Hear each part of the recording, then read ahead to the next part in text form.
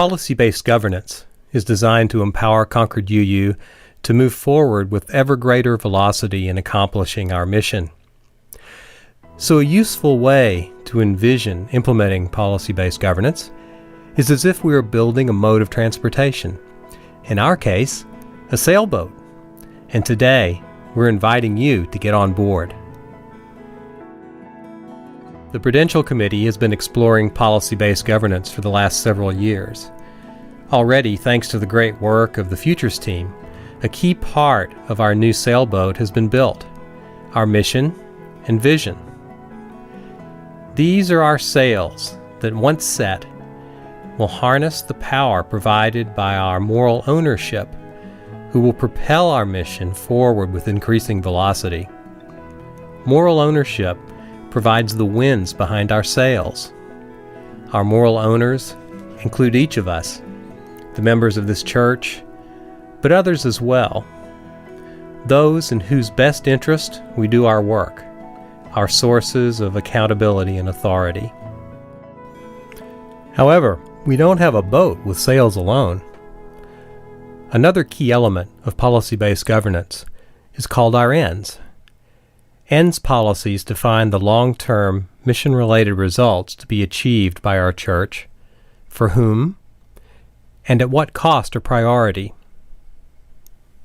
The ongoing development of ends policies is the primary work of PRU in policy-based governance. Concord UU's ends policies form our ship's rudder, allowing us to steer our ship so it best catches the power coming from our moral owners to propel us forward. Our ends policies will be based, in large part, on the recently accepted church mission and vision. In a recent workshop, the PRU made significant progress in developing these policies. But we can't set sail without a hull.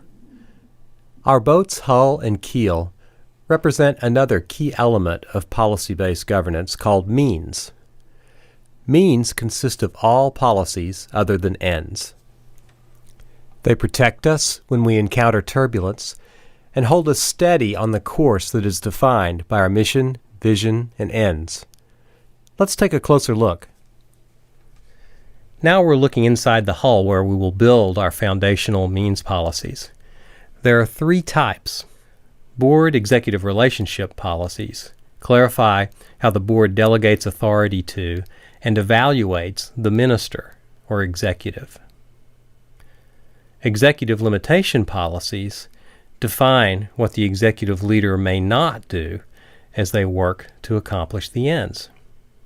In practice, executive limitations are very liberating because they allow the minister, staff, and ministries the fullest possible range of their creativity as long as they do not do the things spelled out in the executive limitations.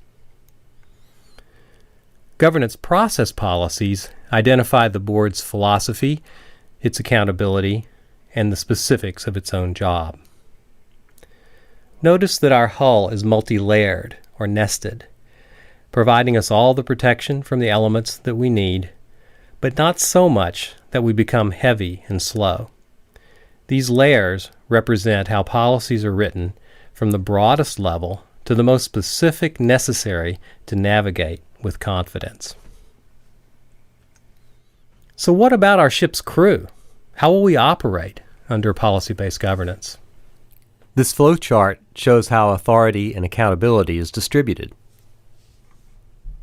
Our moral owners, which include but are not limited to all church members, delegate to the Prudential Committee, whose primary responsibility is to articulate ends policy and executive limitation, link to owners, and monitor progress, keeping our ship shape.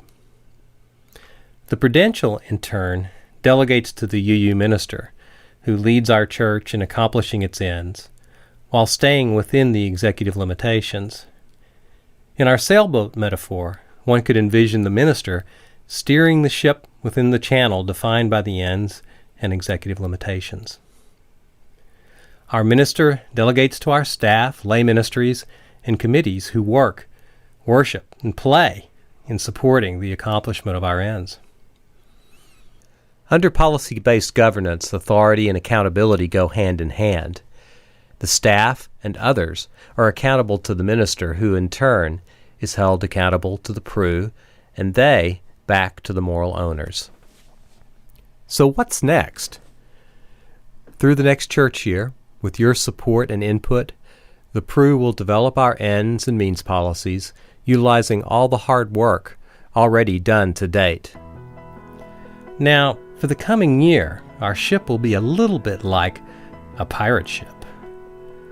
We're collecting means policies from several UU churches and other organizations with well-established policy-based governance systems. We will be working with those this year and adapting them to fit our needs. This will allow quicker development of a policy set that fits for Concord UU. Our goal is to formally adapt our bylaws in support of policy-based governance at our 2014 annual meeting. But this won't be an ending. It will be very much a beginning. Policy-based governance is a dynamic system that our entire church community will evolve and implement to move forward with ever greater velocity. Policy-based governance at Concord UU. Navigating together in service to our mission.